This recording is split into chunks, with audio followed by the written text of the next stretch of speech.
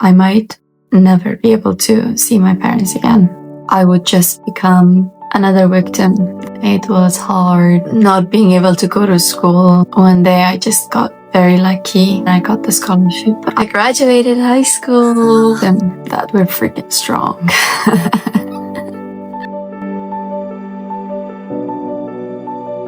What happened 2 days ago? I graduated high school. How long have you been thinking about graduating from high school? That's an interesting question because I never really thought about graduating high school. I thought about going to high school. And that's a realization that I noticed or I had when I was sitting in my chair waiting for everybody to cross the station. I was like, I never pictured this moment. Instead, I was always thinking about all the classes that I wanted to take, or I just wanted to be at school. I wanted to be in school. In what grade did you stop going to school in Afghanistan? In grade 9. So did you finish grade 9 or did you stop? No, I didn't. And we stopped in the middle. Stopped in the middle of grade 9. And what grade did you start here? Sorry, grade 11. Was that hard? Yes, it was hard because everything was in English all of a sudden. And I had been learning English for a while at that point.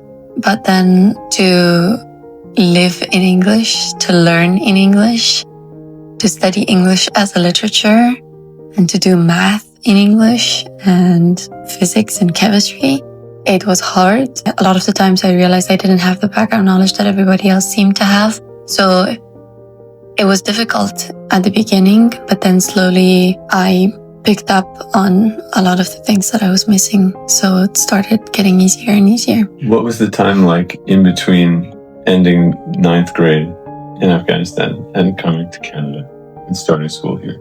It was hard not being able to go to school, not going out that often, going to courses, being educational centers outside school, and being scared for your life genuinely every time you step out on the streets, not knowing what's going to happen to you and all of those things. It was very scary and I was probably depressed for a lot of it. But it was nice to have my family around myself. And then it was also nice to do things that in some ways kept me learning. So, for example, all the art classes, all the math classes, and all of those things that I took in any outside school classes that I could.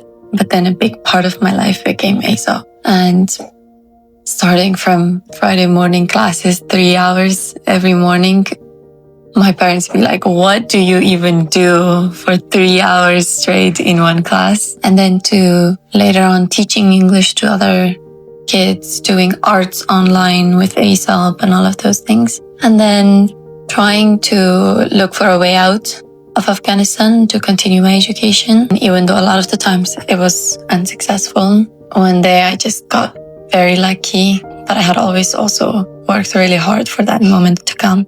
And then I got the scholarship and next thing I knew, I was in Canada. What was hard about leaving? Everything.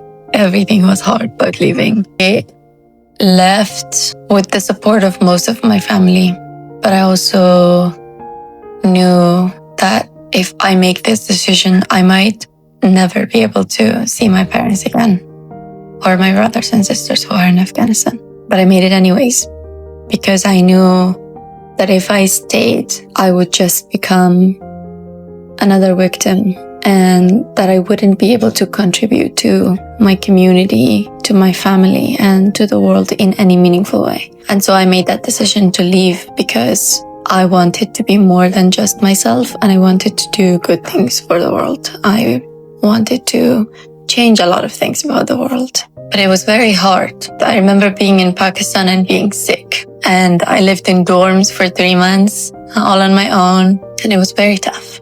What message do you have for the girls back home who are still doing what you were doing then? My message would probably be, I know that it's really, really, really hard. I've been there. But I just want you guys to keep learning, to keep showing up to classes in whatever way that you can, and to never let go of your hope for a better future. And just always try to do the best that you can, honestly. And that I will always be here for all of my friends from Afghanistan. And please feel free to reach out to me if you guys ever wanted to speak with someone. In what ways do you think ASAP has changed your life? I think I wouldn't have made it through that period where I couldn't go anywhere and I was all of a sudden out of school, didn't know what to do with my life. I was just a teenager. I think it brought me community. It gave me a chance to learn and to honestly keep on dreaming and hoping for a better future. All of those conversations we had with you, with all of my friends in those online classes and all of the things that we learned, they were just something that kept me alive in many ways.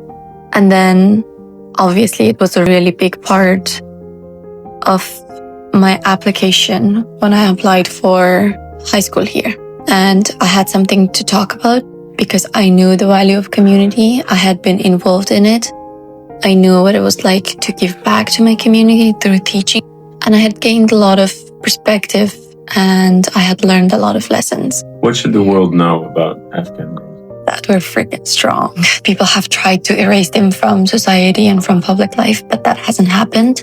And we're strong, we're resilient, and we know what we want in life. We will keep fighting for equal human rights and for creating a better future, a better world for everyone. One that's inclusive, one that doesn't say just because you're a girl you can't be in it, or just because you're a boy you can't be in it, or because of your race or gender or identity. We want to create a world where everybody feels safe, everybody feels included, and everybody can dream and everybody can achieve and realize their dreams.